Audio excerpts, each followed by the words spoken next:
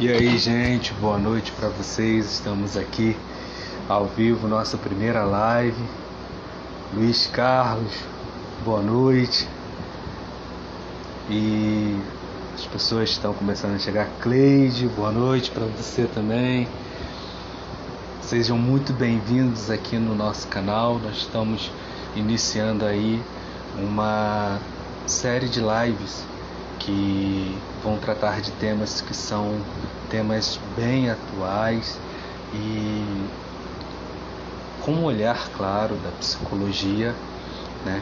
Então, hoje nós começamos com o racismo e saúde mental da população negra.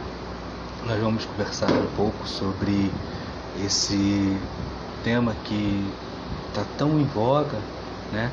E eu peço aí que vocês me respondam se vocês estão me ouvindo bem, né? Coloque aí nos comentários se vocês estão me ouvindo bem, se a imagem está boa, né?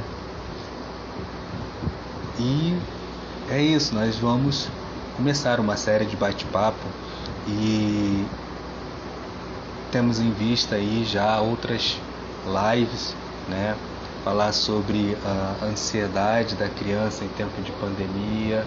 Nós vamos falar, tem uma live também que nós vamos falar sobre o psicodiagnóstico nas suas diversas vertentes. E aí segue, né? Nós vamos estar trabalhando em cima desses temas que consideramos importantes, né?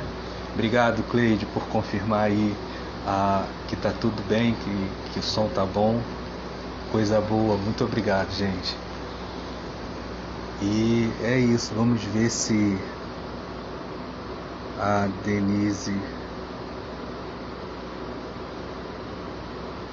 já se encontra aqui. Opa, volta aqui.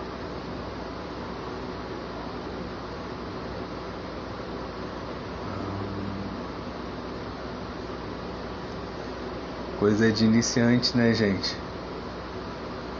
A gente tá aí aprendendo a usar esse aplicativo. Denise já tá aqui, né? Ela já entrou. Vou convidá-la para o bate-papo para ela falar um pouquinho com vocês, cumprimentar vocês.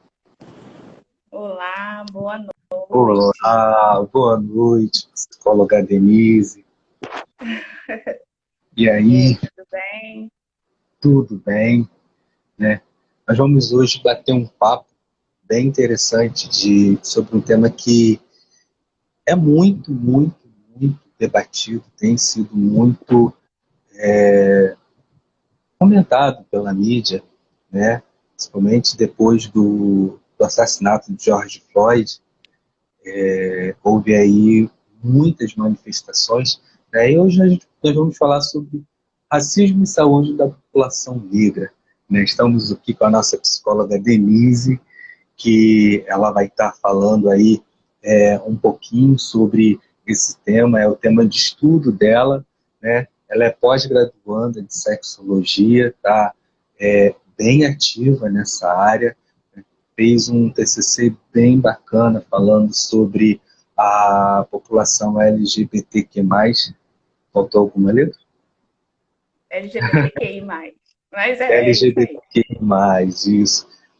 E nós vamos começar tendo uma visão geral, né? Marileide, boa noite para você, obrigado pela sua presença, né? Anderson também, boa noite. Boa noite, gente. Tô vendo um montinho de rostinho conhecido aí entrando. Espero que todo mundo esteja conseguindo me ouvir bem. E aí, Denise, nós vamos começar então com uma visão geral, né, do racismo. Já falei aí sobre o assassinato de George Floyd, que foi algo que mexeu muito com a população, né? Nós tivemos ainda, há 1 ou 2 semanas atrás, o jovem Matheus lá no Plaza Shopping, ele também foi humilhado por causa de racismo, né? E me parece que o racismo ele é um inimigo invisível, porque mesmo enquanto negros, nós desconhecemos muita coisa que tem a ver, né, com o racismo, que é inerente a esse tema. Então, eu vou te pedir para dar uma visão geral do que é o tema e depois nós continuamos a nossa live. Beleza. Bom, acho que é importante para a gente começar a pensar sobre essa questão do racismo é entender de fato o que é o racismo. Antes, coloquei um cronômetro aqui para o não passar do nosso tempo. De vez em quando eu vou ficar olhando aqui só para acompanhar, para que eu consiga aí abordar toda a temática proposta, né, que a gente veio conversando durante esse período. Bom, acho que o princípio... me ajuda aí. Acho que o princípio é a gente entender o que é o racismo. O racismo é uma crença de que alguma raça ou etnia ela é superior a outra, seja por estereótipos físicos, né, ou até por questões raciais mesmo, né? Ela se hierarquiza. E aí cria-se essa questão do racismo. Acho que bem interessante para a gente começar a caminhar nesse contexto aí geral do racismo. Selecionei vários pontos aqui para a gente poder falar um pouco. É que quando a gente pensa no racismo, de um modo geral, as pessoas pensam muito no racismo como uma violência direta. Como se o racismo só tivesse, de fato, ligado a essa violência direta. Imagina-se sempre uma violência direta ao negro ou ao indígena, uma forma ofensiva, né? Uma agressão física. Então, isso é, sim, uma forma de racismo, porém explícita, né? Todo mundo consegue identificar esse tipo de racismo.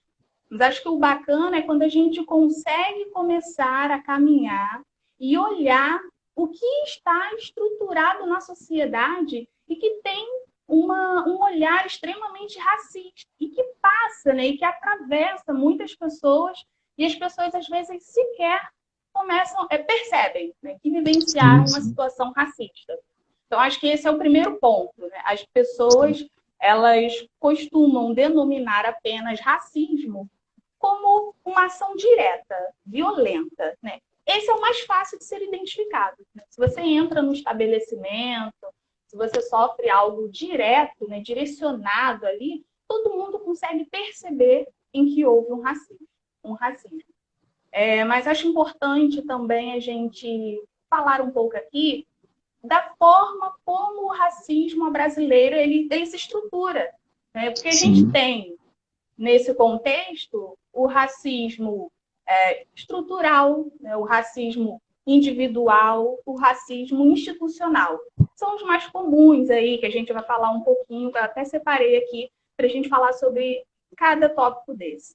Bom, então falando aí desse período, né, desse momento das atitudes racistas, quando a gente pensar no racismo estrutural, a gente tem que pensar que, por exemplo, é algo que está enraizado na sociedade.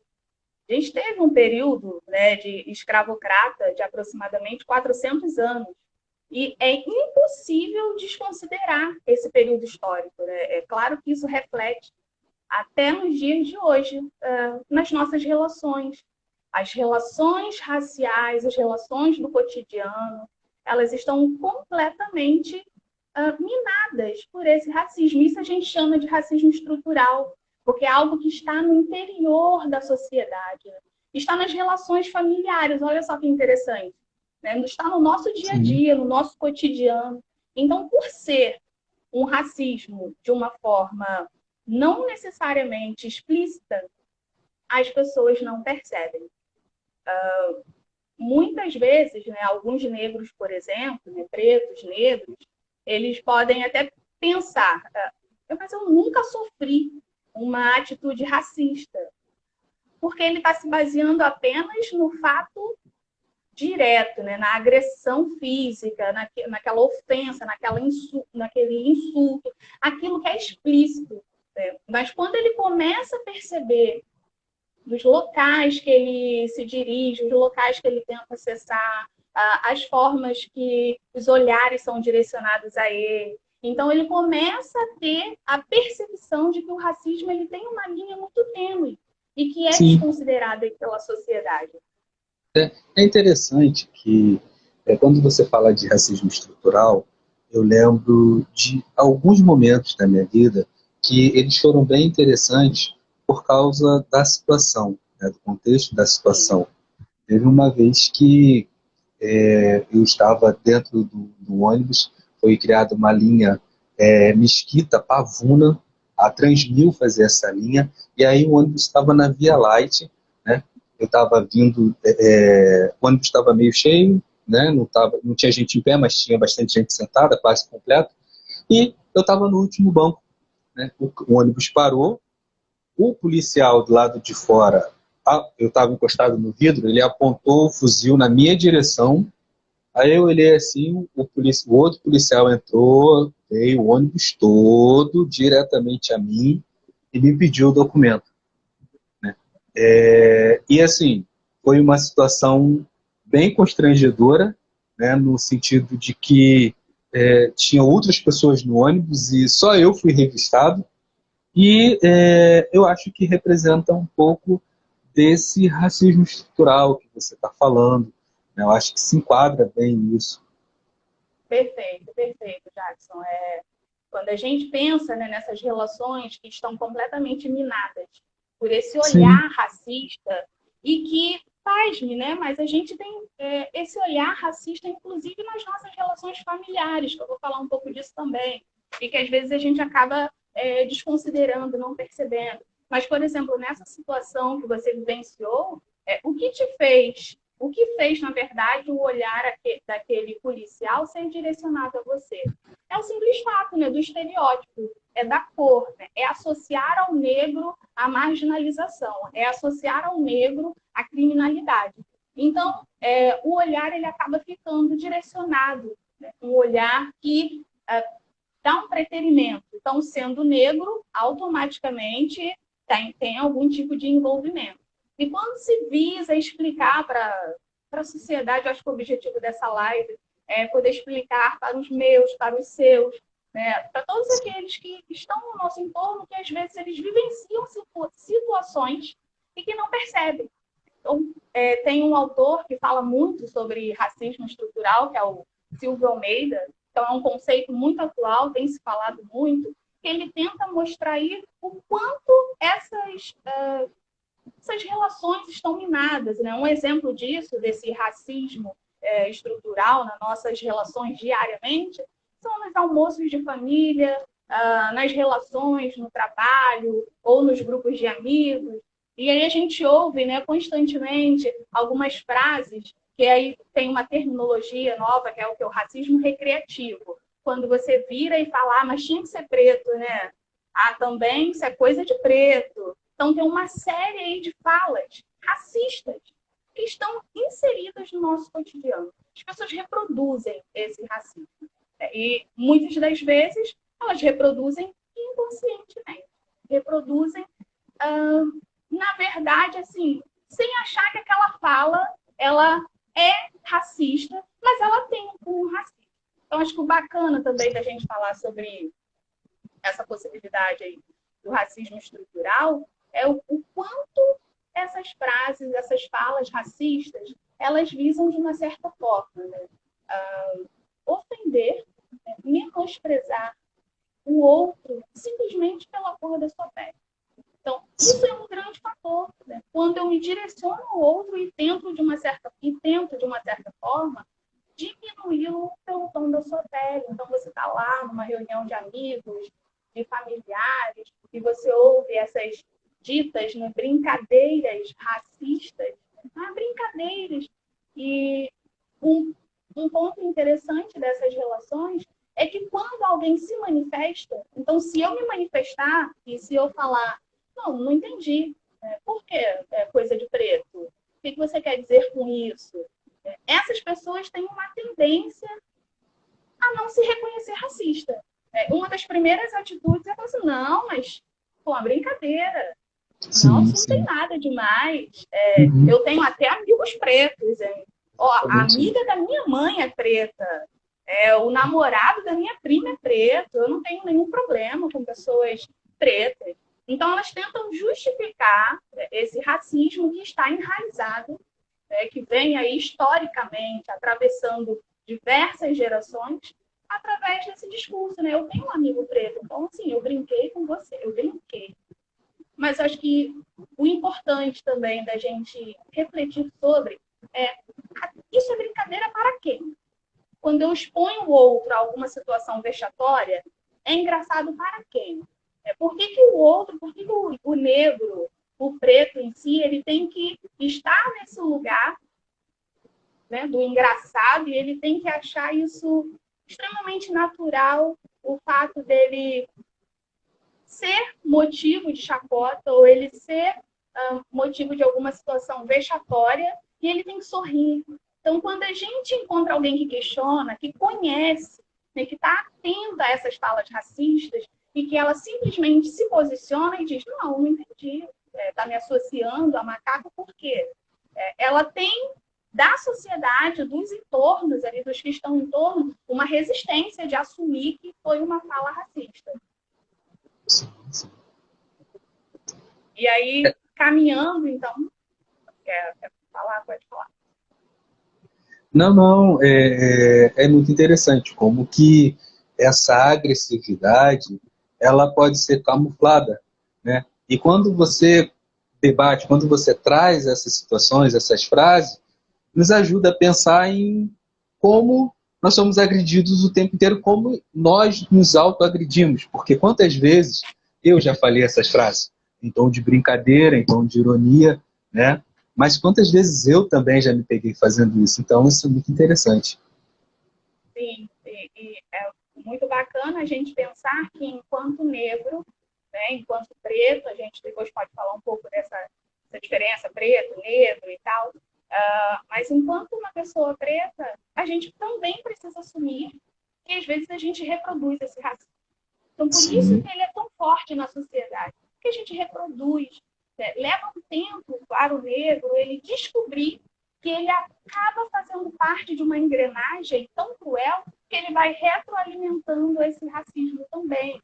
Então, ele reproduz com o filho, com o sobrinho, né, com diversos apelidos extremamente vexatórios, que você expõe aquela criança a uma situação de constrangimento, mas é tudo levado numa brincadeira. Não é uma brincadeira, né? É uma forma de racismo recreativo. As pessoas precisam aceitar aquele tipo de situação de constrangimento em torno da cor da pele dela e simplesmente sorrir. Então, sim, são nessas relações que eu quero chamar a atenção que até mesmo o negro ele acaba reproduzindo isso. Porque eu já ouvi diversas falas racistas do próprio negro. A gente ouve, é claro, de brancos, né? Diversas falas como essa que eu citei aqui como exemplo, coisa de preto, né? Feito nas coxas. São falas racistas, né? Que remetem aí ao período colonial e que tem todo um histórico que a gente carrega. Mas é bem importante, né, a gente se atentar. E a gente precisa fazer uma mudança na forma de se referir ao outro.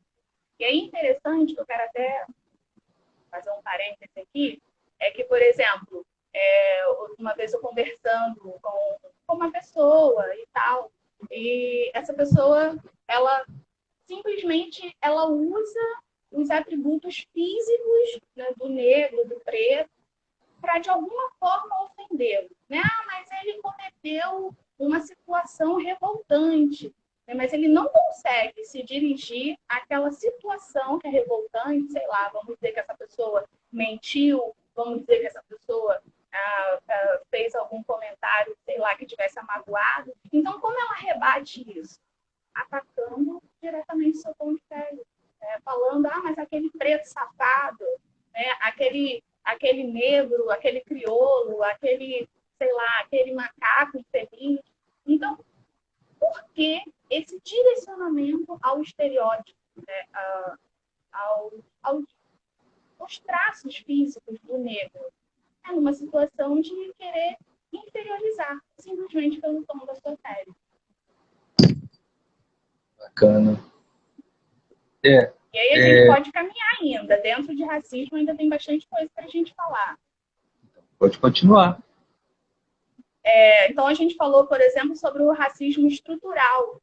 O racismo estrutural que está aí, na sociedade. Mas a gente também tem o racismo individual. Esse é o que a maioria conhece. É aquele quando você tenta acessar algum espaço, é aquele quando você, sei lá, está conversando com alguém e essa pessoa ela faz um ataque direcionado. Você é isso, você é aquilo. Então a gente viu ali, por exemplo, nessas situações aí mais famosas, de ofensa direcionada ao indivíduo, ao sujeito. Você nunca vai ser, sei lá, alguma profissão específica. Você nunca vai acessar determinados espaços. Você é negro, você é preto. Então, isso é um ataque, né, direcionado. Isso é o racismo individual. E ainda caminhando, porque esse geralmente é o mais fácil de ser identificado, a gente tem o racismo institucional. O institucional, a gente tem muita coisa para falar dele, por exemplo, porque ele é o que é praticado, ele é exercido pelas instituições como o Estado, né? E aí você trouxe aí um exemplo, né, onde a polícia ela acaba se direcionando ao sujeito em determinadas situações pela cor da sua pele. Não necessariamente porque ele cometeu algum ato infracional ou alguma atitude suspeita, mas simplesmente pela cor da sua pele, um carro é fuzilado, né? Simplesmente pela cor da sua pele, você tem um menino que recebe aí 70 tiros estando dentro de casa. Então, tem uma infinidade de coisas que atravessam esse olhar, né? Que direciona a pessoa a marginalizar sempre o negro. E aí, nesse contexto aí do racismo institucional, acho que cai bastante para a nossa realidade pensar, por exemplo, nas relações trabalhistas. Eu acho que todo mundo que é negro, acho que já vivenciou alguma situação, por exemplo, empresas privadas, né, de você tentar uma vaga em determinados lugares e você perceber um padrão de funcionários, né, que é um padrão, é normativo.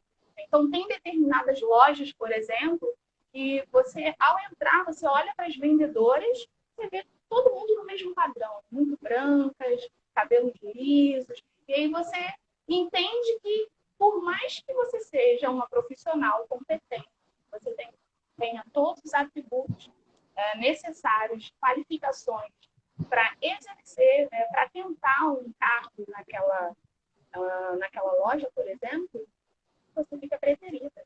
Porque num processo seletivo, você é deixado de lado. Né? Você não se encaixa num padrão de estereótipo que aquela empresa ela emprega na sua vitrine, né, de funcionário. Eu acredito que muita gente já passou por situações dessa forma. O racismo institucional ele também está vinculado aí a igrejas, empresas públicas. Então, é tudo que, de alguma forma, você não tem acesso a determinados espaços. Você fica deixado de lado. Você não é visto exatamente pela sua essência. Você é visto pela cor da sua pele. E aí, se você tem a cor da pele preta, você automaticamente não presta para muitas das vezes você nem chega a participar de processos avaliativos. Né? Numa breve entrevista, e aí você vai ver que aquele recrutador, né, aquele avaliador, ele acaba te preferindo. A gente tem uma infinidade de situações de pessoas que já tentaram, por exemplo, ocupar alguns cargos, algumas vagas, e simplesmente nem foram avaliadas, né? Avaliada a competência, feito algum processo específico, mas é aquele olhar sempre, né, de descaso. Muito obrigada pela sua participação, mas realmente você não se enquadra no texto. É sempre bom a gente ficar atento. Que perfil é esse? Essas empresas acabam forçando. Parece que existem níveis de racismo que é muito difícil nós conseguirmos alcançar pelo fato de que você não tem acesso a determinada informação. Por exemplo, quando você falou, deu um bom exemplo aí do perfil, né, da pessoa que não se enquadra, né, e aí é porque ela é negra. Mas aí eu digo, olha, o seu perfil não está adequado com a vaga que eu tenho. Por mais que essa pessoa seja competente para ocupar esse cargo. Né. É um racismo que é muito difícil você identificar, mas que também existe, que também fere e que também agride, né? E aí, pegando esse gancho, né, eu gostaria de falar um pouquinho sobre o racismo contra a mulher negra, né? E aí eu gostaria que você nos desse aí um panorama de como é ser uma mulher negra no Brasil, né? Tá.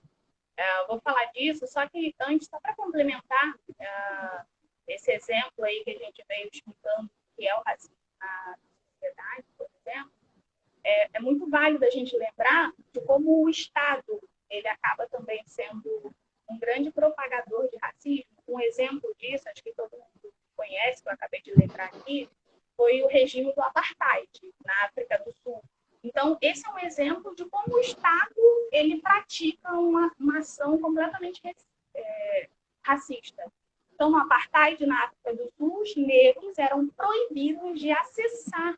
Eu tinha o aval do Estado. O Estado, ele validava isso. Né? Negros não podem acessar os mesmos espaços de pessoas brancas. Né? Nos Estados Unidos, por exemplo, tinham leis, a gente está falando de leis, que validavam o racismo, onde pessoas negras não podiam, por exemplo, acessar escolas, as mesmas escolas de pessoas brancas. Então, entende que tem toda uma estrutura que o próprio Estado, né, o próprio sistema que vai governar, ele também valida diversas ações racistas. Então, acho Sim. importante a gente pensar sobre isso também. Bom, você começou a falar aí sobre o racismo direcionado à mulher negra. Né? Ô Denise, se possível for, só chegar o microfone mais um pouquinho perto da boca, porque Tá às vezes a longe? sua voz some. Isso, Peraí. isso. Melhorou? Perfeito. Maravilha. Bom, falando aí de mulheres negras, eu separei, inclusive, alguns dados que vão ajudar a gente a pensar nessa perspectiva. Por que o racismo ele afeta de forma muito direcionada as mulheres negras? Quando a gente for pensar nessas questões, a gente precisa lembrar de alguns pontos importantes. Então, a gente precisa, por exemplo, pensar que o machismo ele afeta as mulheres de um modo geral, certo? Todo mundo sabe, né, da luta que para a mulher acessar alguns espaços, ter a sua autonomia, exercer o seu direito de igualdade. Entendeu? Essa luta contra o machismo é exatamente buscar essa igualdade de espaços, de salários, uma série de fatores. E aí, quando a gente pensa, por exemplo, no racismo direcionado à mulher negra, pensando aí nessa lógica do machismo, a gente tem um cenário político, por exemplo. Quando a gente pensa nesse cenário, a gente vê que é um cenário majoritariamente masculino. A grande maioria dos parlamentares Sim, são o quê? Homens. E aí, exatamente. quando a gente pensa nesses homens que estão ocupando esses espaços, a gente tem um número reduzido de mulheres. Só que pasme, né? Então, assim, para a mulher acessar esse espaço político já é difícil. Ela sendo negra, é menor ainda. Então, eu separei aqui alguns dados para a gente refletir sobre isso. Então, na Câmara Federal, por exemplo, a gente tem aproximadamente 321 homens brancos Sim, parlamentares. A gente tem 76 mulheres. Então, já é um número discrepante, né? sim, 321 homens. Né? Espaço de poder, de decisão, majoritariamente masculina. E a gente tem sim, 76 mulheres que estão ali pleiteando esse espaço, ocupando esses espaços. Agora, de 76 mulheres, eu tenho 13 que são negras. Então, 63 mulheres são brancas. Eu tenho 13 que são negras. Bom, sim, há uma discrepância também entre as próprias mulheres, porque as sim, mulheres brancas, elas ainda conseguem acessar esses espaços de forma mais fácil, né? Mais fácil dentro sim, desse contexto, é claro que você sabe que tem toda uma luta, mas elas ainda claro, conseguem acessar em relação às mulheres negras. Acho que é importante a gente pensar sobre isso. Bem, tem algo estranho aí. Né? O que claro, leva essa aceitação? Por que essas mulheres negras têm um número tão reduzido? Se a gente for pensar em exercício agora, na Alerj, a gente tem apenas aproximadamente 5 mulheres negras. A gente está falando de um número extremamente reduzido. Por quê? Né? Quais os efeitos disso? É onde a gente começa a falar do que a gente veio embasando aí no início da live, né? Do racismo estrutural. Eu começo a valorizar, por exemplo, os estereótipos brancos. Então, essas mulheres, por mais que elas lutem em relação ao machismo, elas têm um padrão aceito pela sociedade. Então, as mulheres brancas, elas acabam ingressando em determinados espaços que mulheres negras não têm essa facilidade de ingressar. sim, Quantas mulheres negras não sofreram, por exemplo, algum tipo de ataque racista no seu ambiente de trabalho, simplesmente pela sua forma de ser, pelo seu cabelo? Aí você deveria alisar, porque acho que alisado fica melhor com a empresa, né? Combina melhor com a nossa empresa. sim, Então, ela precisa se destituir da negritude dela, da essência dela, para se enquadrar no padrão branco. Né? Então, para você ocupar determinados cargos, você precisa deixar de lado a sua essência. Assumir, por exemplo, seu cabelo crespo, suas tranças, pode ser um problema para você acessar esses espaços, para você ocupar, porque automaticamente você já é olhada, ai, mas com esse cabelo, né, com sim, esse sim, jeito, né? E aí busca-se uma tentativa de embranquecer essa, uhum, essa mulher. Teve um cenário de uma cantora, ela não é muito conhecida, Renata, no Instagram, que eu vi recentemente, achei muito interessante. Ela cantora, canta em casamentos e tal. E ao alguém foi contratar os serviços dela para cantar no casamento. A noiva perguntou, né? Ah, mas você vai com esse cabelo? O cabelo dela era black. Olha, eu acho que é importante a gente pensar nisso. Faz parte da essência dela. Ela claro, não tem como se destituir, né, desse cabelo. Isso faz parte. Né? Você assumir a sua essência, a sua negritude, isso é uma tentativa de existir numa sociedade completamente racista. E aí, caminhando ainda nessa questão da mulher negra, eu venho falando aí de dados do cenário político, só para vocês terem uma noção do quanto é irrisório o número de representatividade feminina negra no espaço político, espaço de decisão. O que a gente percebe é que ainda há muito, né, esse direcionamento de negros, negras, né, pretos e pretas, ainda ocupando apenas espaços de subalternidade.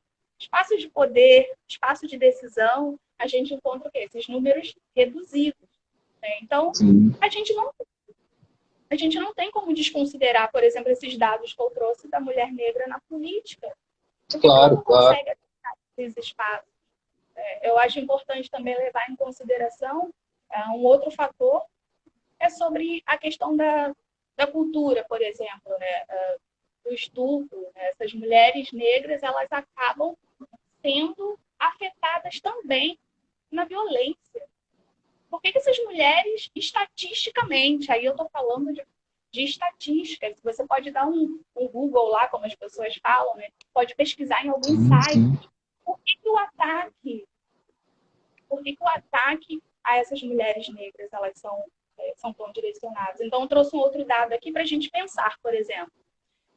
Em 2019, anotei aqui, o índice de feminicídio relacionado a mulheres negras, 64%. Mulheres brancas, 34%. nossa, Tem algo. diferente, né? Tem algo que estrutura esses ataques.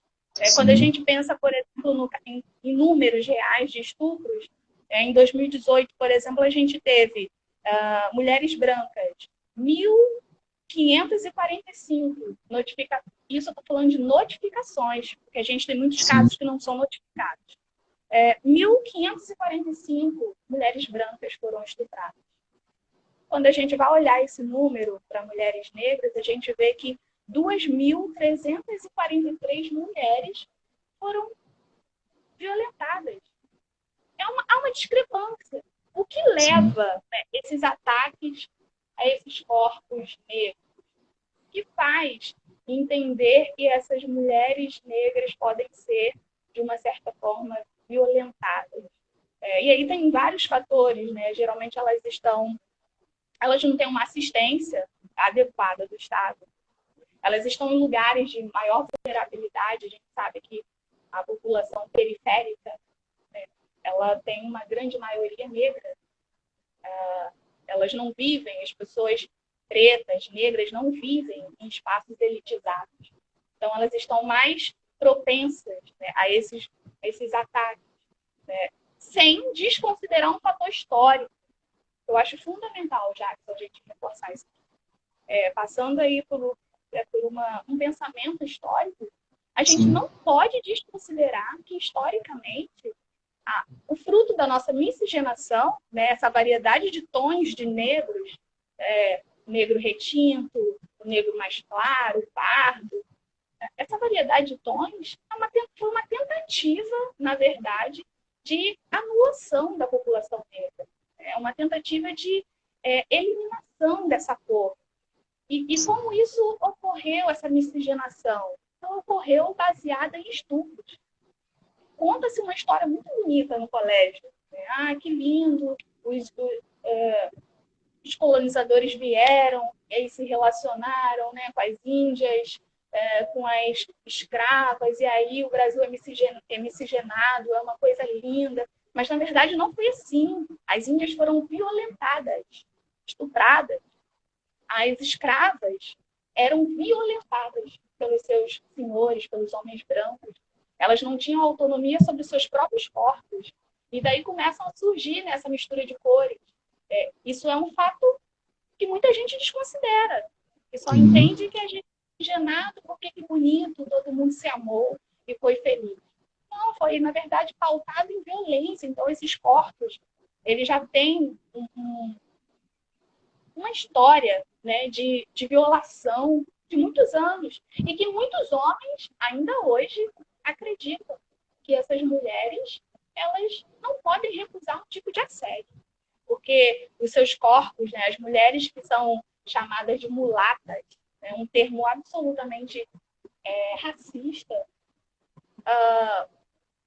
eles entendem, né, porque esses corpos eles são objetificados, esses corpos eles são hipersensualizados. Eles entendem que, na verdade, por serem corpos provocantes, elas não podem não aceitar. Tem que aceitar. Mas um corpo desse também está querendo, né? Essa fala, né? Mas também com essa roupa. Então, tenta-se justificar o tempo inteiro que essa violência direta a esse corpo negro, ela pode ocorrer e a mulher precisa aceitar. Então, acho que esse foi um fato importante que a gente pode ressaltar aqui sobre esse racismo que é direcionado à mulher negra. E só para a gente finalizar, que eu estou aqui acompanhando o meu tempo, essa parte do racismo direcionado, tem aí também, né, a questão do padrão, beleza. Padrão de beleza versus mídia. O quanto essa mulher negra, ela nunca se viu identificada. A mulher negra, ela nunca se viu nos espaços de TV. Esses espaços de TV sempre foi o quê? Majoritariamente branco. A gente via as modelos, a gente via as atrizes. Quais são os fatores aí que direcionavam o padrão dessas atrizes? Brancas, loiras, olhos claros. E mulheres negras não tinham espaço, poderiam ter competência, mas para você conseguir um papel que não fosse de escrava, nunca nunca lhe foi lhe dada essa oportunidade.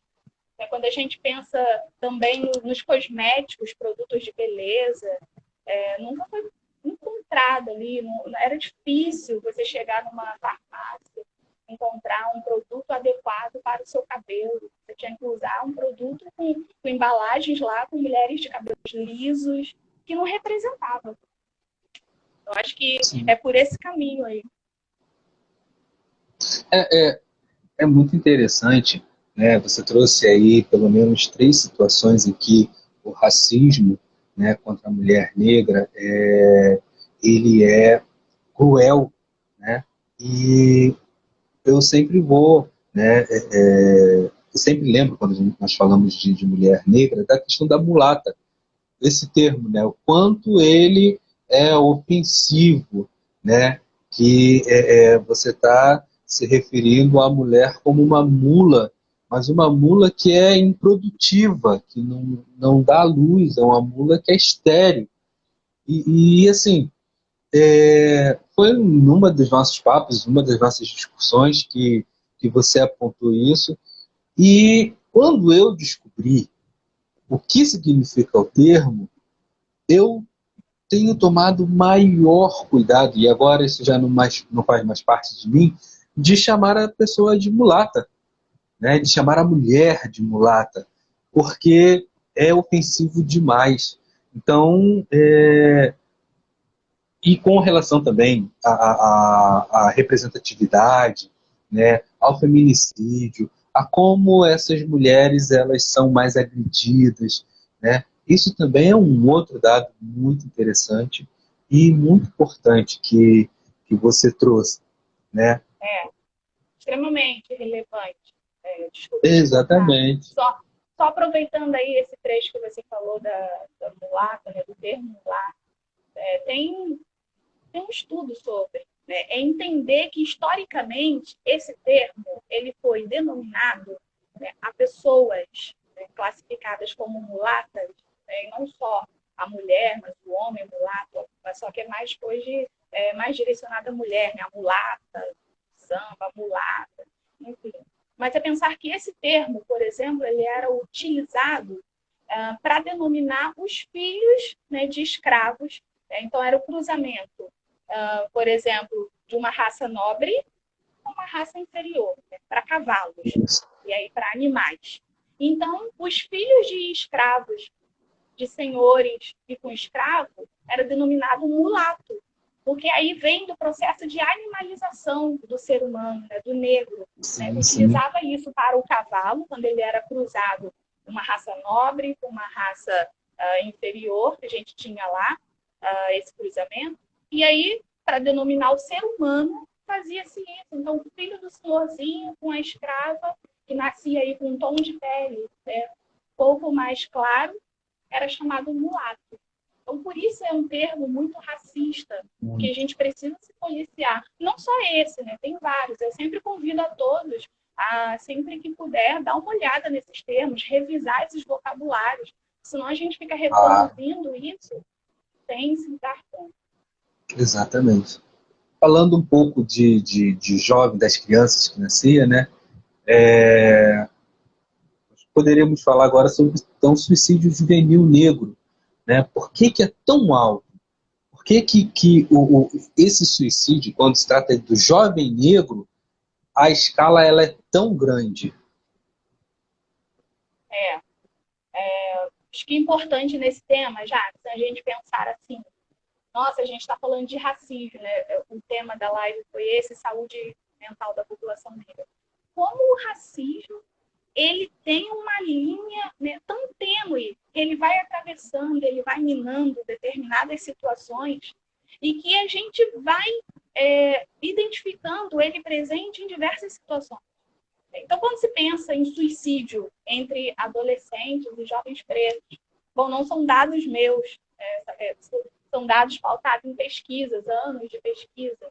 Então, observou-se, né, dados do Ministério da Saúde, por exemplo, que entre os adolescentes e jovens brancos, né, houve uma estagnada, né, de suicídio.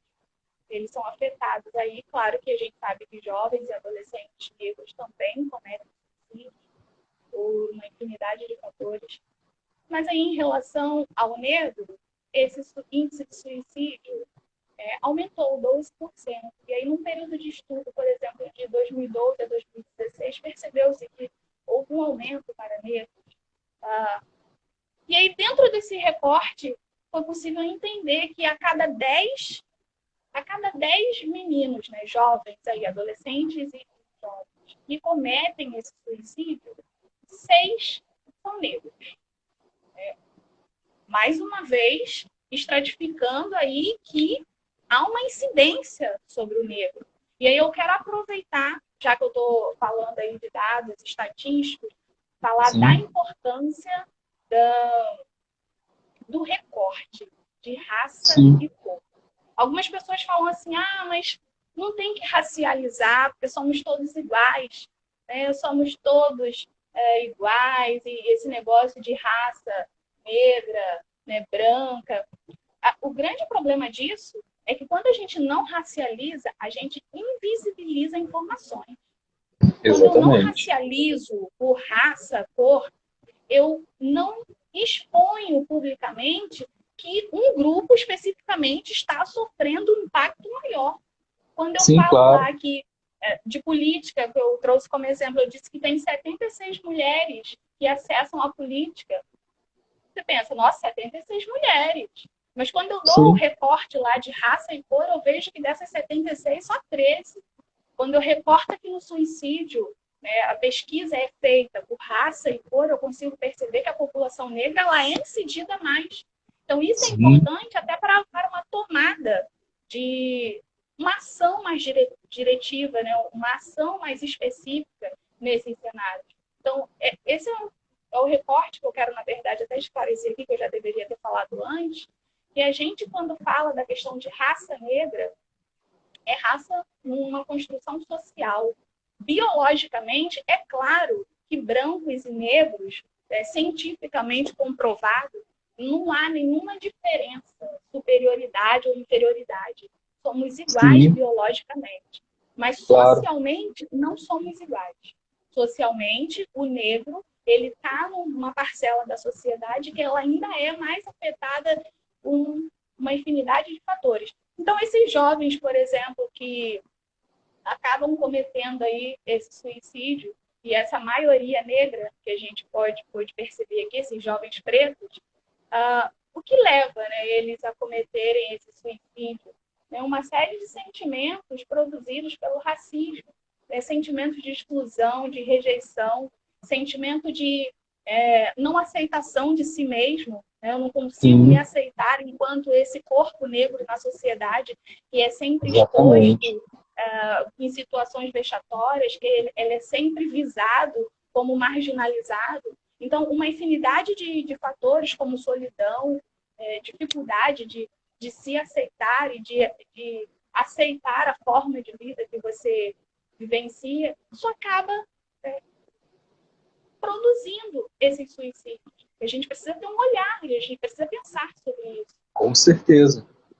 Com certeza. E aí, falando aí sobre essa questão do quanto o negro ele é incidido até no suicídio, tem um recorte aqui de um trecho que eu gosto muito, que eu quero até compartilhar com vocês, que eu anotei aqui para não esquecer. É um prefácio escrito aí por Jurandir Freire Costa, que ele diz assim: o negro, numa sociedade extremamente racista, ou melhor, ser negro numa sociedade extremamente racista é doloroso. Ser negro é ser violentado de forma constante, contínua e cruel, sem pausa ou repouso, por uma dupla injunção, a de encarnar o corpo e o ideal de um sujeito de ego branco, e a de recusar, negar e anular a presença do corpo negro.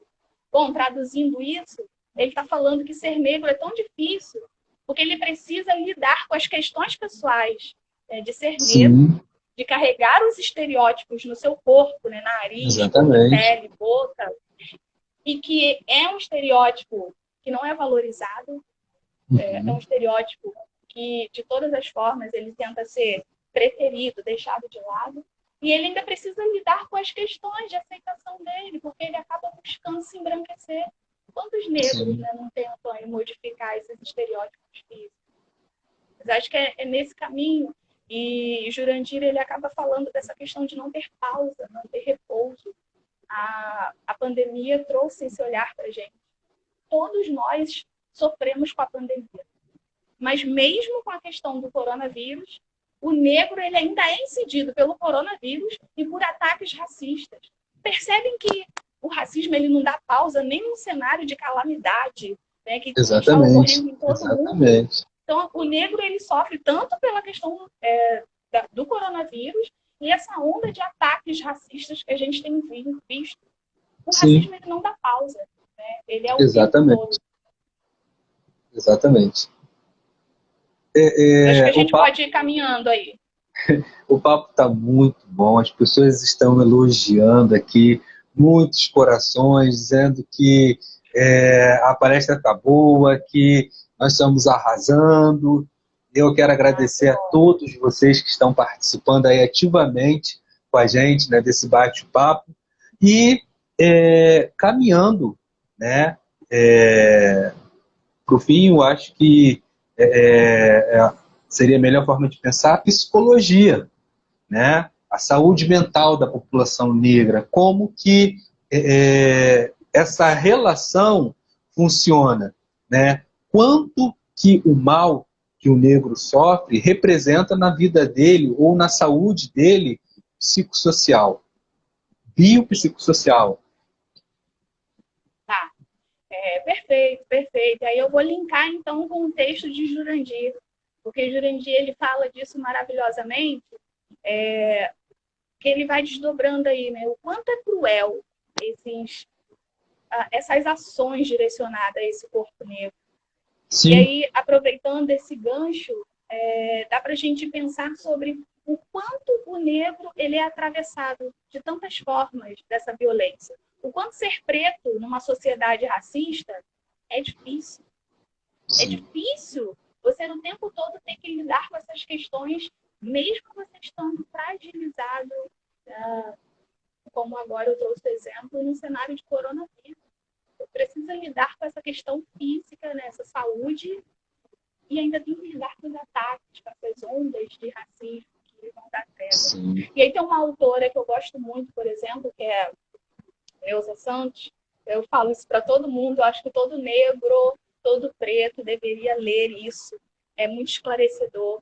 Neuza Santos, ela vai trazer, né, brilhantemente no livro dela do quanto é difícil ser negro. E ela diz de forma interessante, né, que você não nasce negro, você se torna negro. Parece estranho, né? Parece um pouco contraditório. Como assim, Denise? Minha cor aqui, eu nasci, e como assim eu me torno negro? Porque ela vem desdobrando, falando da seguinte forma, né? Que ser negro é tão difícil porque é uma tentativa constante de um sistema de nos embranquecer, de desvalidar a nossa cultura, a nossa religião, de desvalidar tudo que envolve o negro, que tem uma tentativa contínua de embranquecer essa pessoa. E aí o negro, ele acaba embarcando nisso. Então ele cresce desde pequeno, almejando o cabelo liso, mesmo não pertencendo ao padrão dele. A criança, ela cresce desejando alisar, ela cresce desejando fazer intervenções cirúrgicas porque não gosta do seu nariz, não gosta da sua boca, ela não gosta dos seus traços, porque a sociedade diz o tempo todo não é belo. Né? O que é o belo? É o padrão branco. Né? Então, o que esse negro ele acaba fazendo inconscientemente? Ele passa a desejar, a sonhar, que ela chama de o ideal do ego branco. Ele busca se embranquecer. Ele busca se embranquecer na sua fala, na sua forma de se vestir, ele busca se embranquecer nas suas intervenções físicas, cabelo, boca, nariz. Ele busca ficar o mais parecido com o seu colonizador, né? Porque foi entendido que o padrão europeu é o belo. Então, Sim. ele vai fazendo isso. E quando ele acaba percebendo que não é possível, que não é possível você ser branco, você é negro, ele carrega essa dor, essa angústia de não conseguir lidar. Então, é essa falta de aceitação, essa dificuldade de lidar com esse corpo, de ter que carregar ele para a vida inteira e ter que se aceitar, sendo que a sociedade te exclui o tempo inteiro. E aí, qual o papel Exatamente. da psicologia, só para a gente não passar muito aqui, né? O papel da psicologia é de fazer esse acolhimento. O papel da psicologia, que durante muito tempo também foi negligenciar essa população, né? Não olhar no detalhe, no recorte de raça e cor, é fazer esse acolhimento, é entender que para essa pessoa, geralmente essas pessoas, né, que têm uma estrutura psicológica fragilizada por causa de um sistema completamente racista, ela, óbvio, que ela vai ter baixa autoestima, ela vai ter dificuldade de se aceitar, ela vai ter dificuldade de se sentir confiante, ela vai ter complexo de inferioridade, sabe? De se Sim, com sentir certeza. menor que outras pessoas. Então, a gente Sim. precisa levar isso em consideração. E a terapia, por que é importante a terapia, né, na vida de todos, mas na vida também do preto? É porque é buscar fazer com que ele se aceite, que ele entenda que o racismo, é óbvio, ele está estruturado nessa sociedade, mas como ele pode se fortalecer e vivenciar nessa sociedade tão racista? Como ele vive além desse racismo? É promover, né, essa autoaceitação, essa busca, essa descoberta. Acho que o caminho da psicologia esse. Né? Tem aí a psicologia preta, que vai mergulhar nessas questões raciais, buscando aí dar um suporte muito maior para atender essa demanda. Acho que o psicólogo hoje ele tem que ter essa responsabilidade de se preparar para atender essa demanda. Eu tenho quanto tempo, Jackson? Tem um pouco Um tempo? minuto. Um minuto. Ai, tá bom.